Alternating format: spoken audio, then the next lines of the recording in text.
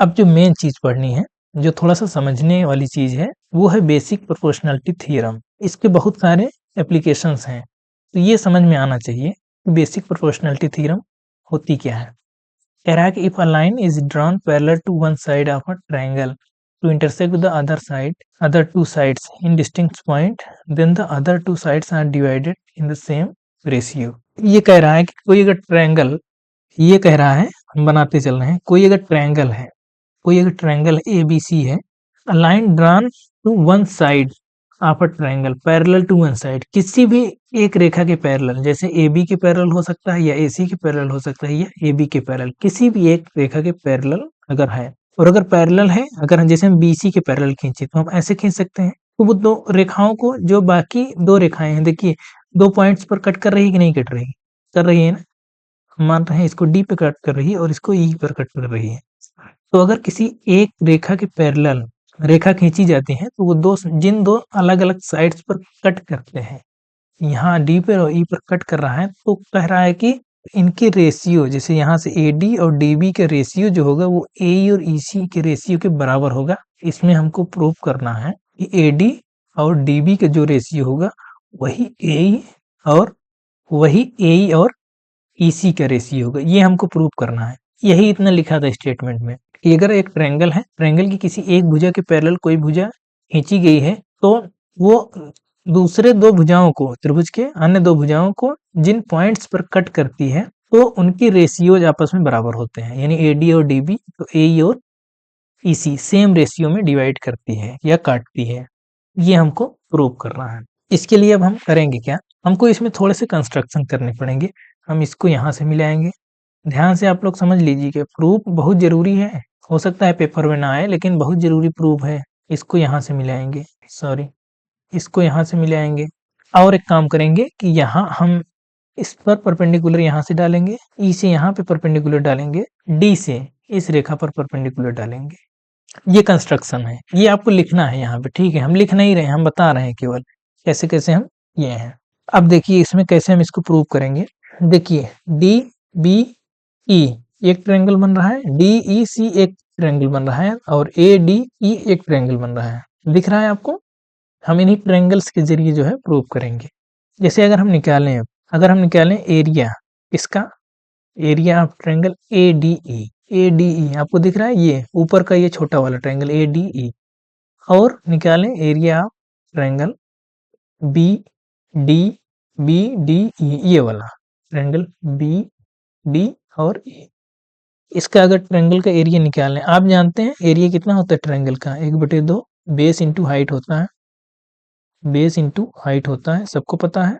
यही हम इस्तेमाल करेंगे। तो इसका ट्रायंगल का एरिया कितना होगा, 1/2 ए डी ई, क्या ए डी ई, इसमें बेस क्या है, बेस ए डी होगा। हाइट कितनी होगी, हाइट देखिए, ये हम यहाँ नाम दे देते हैं एफ और जी, ठीक है। तो इसकी हाइट कितनी होगी, ई एफ होगी, ए डी, इसकी हाइट देखिए ई एफ होगी, ये परपेंडिकुलर है, तो उसकी हाइट कितनी होगी, ई एफ होगी, ये हो गया। इसी तरह से B D E 1/2 base B D E, इसमें बेस क्या होगा, बेस आप देखिए ये है बी डी, बेस है बी डी, इतना आपको दिख रहा होगा, बी डी बेस है। और इसकी हाइट कितनी, हाइट ये है ई एफ, इसकी हाइट ई एफ, इसकी भी हाइट क्या है, ई एफ है। तो बाकी सब तो कट जाएंगे, तो यहाँ निकल क्या है, ई एफ से कट जाएगा, हाफ हाफ से कट जाएगा, तो निकल कितना है, ए डी अपॉन डी, नीचे डी बी या बी डी वही है, डी बी या बी डी इसको लिख सकते हैं। तो ये इक्वेशन इसको हम 1 मानते हैं। इसी तरह से हम अगर area of triangle A D E का एरिया ऑफ ट्रायंगल इसके साथ रेशियो लें, क्या डी ई सी, हमने कहा था एक बार, ये देखिए ये ट्रायंगल दिख रहा है, ये ट्रायंगल दिख रहा है ना, अब इससे रेशियो लेंगे इस पूरे का, तो कितना आएगा, 1/2, ऊपर वाला तो वही रहेगा। ऊपर वाले को दो तरह से लिख सकते हैं, जैसे ध्यान से देखिएगा, ए डी ई में अगर ए डी को हम मानेंगे क्या, बेस मानेंगे, तो परपेंडिकुलर ये होगा, और अगर हम बेस ए ई को मानेंगे तो परपेंडिकुलर ये वाला होगा, जी डी या डी जी होगा, 1/2। एक बार इसको हम बेस मान रहे हैं, क्या ए ई को, अगर हम ए ई को बेस मानेंगे तो परपेंडिकुलर कितना होगा, परपेंडिकुलर हमारा ये हो जाएगा, ये वाला जी डी या डी जी, समझ पा रहे हैं? जैसे राइट एंगल ट्रायंगल जब होता है, अगर हम इसको बेस मानेंगे तो ये परपेंडिकुलर है, और अगर इसको बेस मानेंगे तो ये परपेंडिकुलर है, दोनों एक दूसरे के परपेंडिकुलर है ना, तो वही यहाँ हो रहा है। तो इसको अगर हम लिखेंगे DEC को, DEC, अब ये वाला ले रहे हैं, DEC ले रहे हैं, इसमें बेस कितना होगा? बेस EC होगा। बेस अगर EC होगा तो परपेंडिकुलर कितना होगा? DG होगा, वही होगा DG। अब ये DG DG कट जाएगा, हाफ हाफ कट जाएगा, निकल कितना आया? AE अपॉन EC, ये निकल गया। इसको इक्वेशन नंबर 2 मान लीजिए। अब देखिए, अब ये निकल के आ गया। हमने इस छोटे ट्रायंगल से एक बार इस ट्रायंगल का रेशियो लिया एरिया का, फिर इसके बाद इसी ट्रायंगल का इस वाले से रेशियो लिए एरिया का, ठीक है। तो हमको दो कंडीशंस मिल गई हैं। इसमें थोड़ा सा समझना क्या है, देखिए। अब इसमें हमने देखा था क्या, since triangle B D E, कहाँ था triangle B D E? Triangle B D E, हाँ बी डी ई और डी ई सी, यही हमने शुरुआत में ही बताया था कि ये दो ट्रायंगल, आप ध्यान से देखिए डी ई सी, ये क्या है? दोनों एक ही बेस पर हैं और दो पैरेलल रेखाओं के बीच में हैं। देखिए थोड़ा सा यहाँ हम समझा देते हैं। अगर कोई ट्रायंगल ऐसे अगर बन रहा है, मान लीजिए एक ट्रायंगल ये बन रहा है, ये इसका बेस कुछ भी है, ए बी है, तो ये दोनों रेखाएं पैरेलल हैं, ये दोनों रेखाएं पैरेलल हैं। और अगर इसी बेस पर कोई और ट्रायंगल बन रहा है ए बी पर ही, ये ऐसे इसी बेस पर ए बी, इसको सी मान लीजिए, इसको डी मान लीजिए, तो हमेशा इनके जो एरिया होंगे ना वो बराबर होंगे। इसके एरिया हमेशा क्या होंगे? बराबर होंगे। यहाँ ए बी सी का एरिया और ए बी डी का एरिया ये बराबर होगा।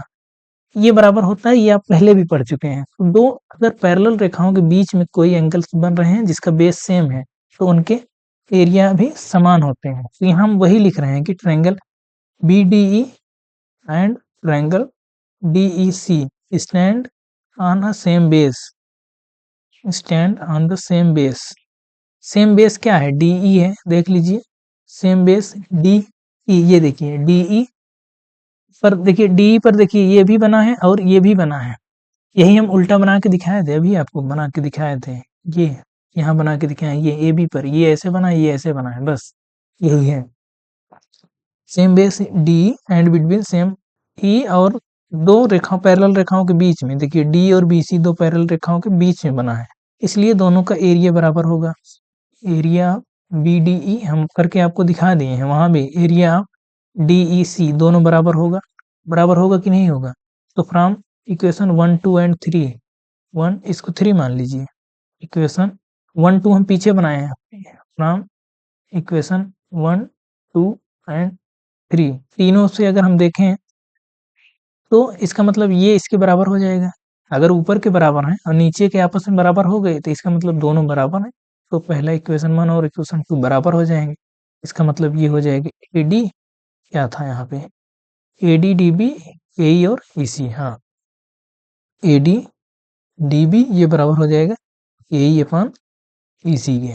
ये हो गया, बस यही प्रूव करना था हमको, यही प्रूव करना था कि AE AD और DB का रेशियो AE और EC के रेशियो के बराबर होगा। ये देखिए AD और DB EC और AE और EC के बराबर है। तो बेसिक प्रोपोर्शनलिटी थ्योरम इसी को कहते हैं, इसी को बोलते हैं थेल्स के प्रमेय, थेल्स थ्योरम इसी को बोलते हैं। तो आई थिंक आपको समझ में आया होगा इसका प्रूव कैसे करना है। इसी का जस्ट उल्टा भी है, converse of basic proportionality theorem, थोड़ा सा है, थोड़ा सा देख लीजिए आप, उसके बाद हम सवाल लगाएंगे।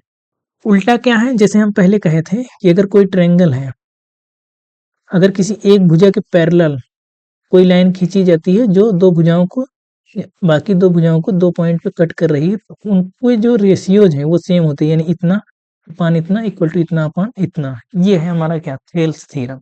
अब इसका उल्टा, उल्टा ये है कि अगर कोई ट्रायंगल है, अगर कोई ट्रायंगल है और अगर इतना अपान इतना है और इतना अपान इतना है, तो हम कहेंगे कि ये जो इंटरसेक्शन पॉइंट से होकर लाइन जाएगी वो हमेशा इसके पैरेलल होगी। ये है, पहले में क्या था, पैरेलल था, पैरेलल दिया था तो रेशियोज हमने बराबर कर दिए।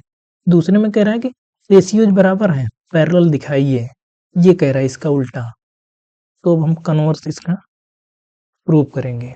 प्रूव करने के लिए हम पहले सबसे पहले डायग्राम बनाएंगे, ABC, ये कह रहा है इसको ले रहे हैं D और इसको ले रहे हैं E, ठीक है। कह रहा है कि AD upon DB equal to AE upon EC, ये दिया है, इसको इक्वेशन 1 मान रहे हैं, ये दिया है। हम क्या पढ़ के आए हैं कि ये तभी बराबर होता है जब DE BC के पैरेलल होता है, लेकिन वो कह रहा है कि पैरेलल नहीं है। चलो हम मान लेते हैं कि ठीक है, इसको ऐसे कर देते हैं। हम कह रहे हैं कि चलिए वो नहीं पैरेलल है, ये हम इसको F तक बढ़ा देते हैं। हमने कह रहा है कि DF पैरेलल है, बस हम नहीं मानेंगे कि DE पैरेलल है, हम मान रहे हैं कि DF पैरेलल है on applying basic proportionality theorem. अब हम F पर बेसिक प्रोपोर्शनैलिटी थ्योरम अप्लाई कर रहे हैं, तो हम क्या लिख सकते हैं?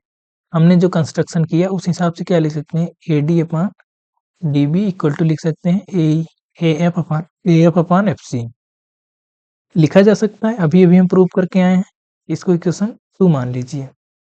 अब from equation 1 and 2, from 1 and 2, 1 and 2 से देखेंगे तो लेफ्ट हैंड साइड दोनों के बराबर हैं, तो हम राइट हैंड साइड बराबर कर देंगे।